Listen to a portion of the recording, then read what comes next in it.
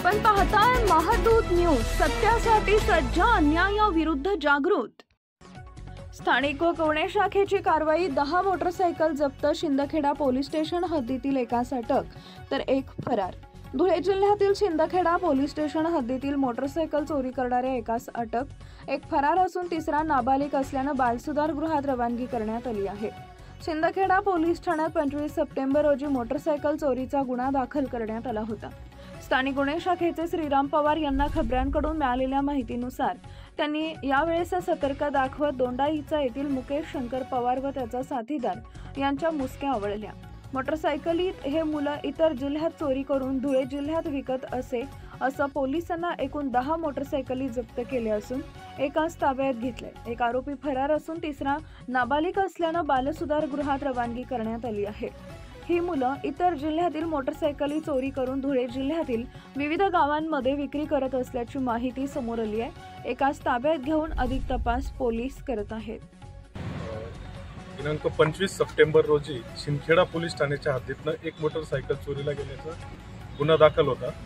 त्या गुन्ह्याचा समांतर तपास करीत असताना स्थानिक गुन्हे शाखा धुळेच्या अंमलदार यांना गोपनीय माहिती मिळाली की दोंडाईच्या येथील काही मुलं हे अशा गाड्या चोरी करून हे विविध ठिकाणी विक्री करतात। त्याचप्रमाणे बाहेरच्या जिल्ह्यातूनही मोटरसायकल चोरून या धुळे जिल्ह्यामध्ये विक्री करतात।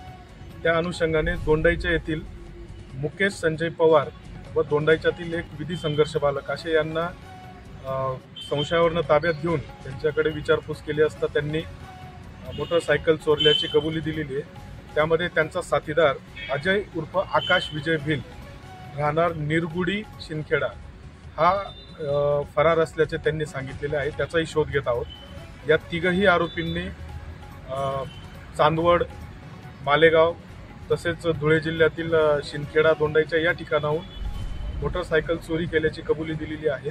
अशा एकूण 10 मोटरसायकल आपण ताब्यात घेतलेल्या आहेत। त्यामध्ये शिंदखेडा पोलीस स्टेशनचे 2 गुन्हे उघडकीस आले आहेत। चांदवड पोलीस स्टेशनचा एक गुन्हा उघडकीस आलेला आहे। त्याचप्रमाणे मालेगाव तालुक्यातील आझादनगर पोलीस स्टेशनचा एक गुन्हा उघडकीस आलेला आहे। इतर मोटरसायकलबाबत माहिती घेऊन ते कोणत्या पोलीस स्टेशनला गुन्हे दाखल आहेत का याचा तपास सुरू आहे। तसेच फरार आरोपीचा शोध व यांनी इतर कुठे मोटरसायकल चोरले व कुठे विक्री केलेली आहे याचा तपास करण्याचे ठेवले। जय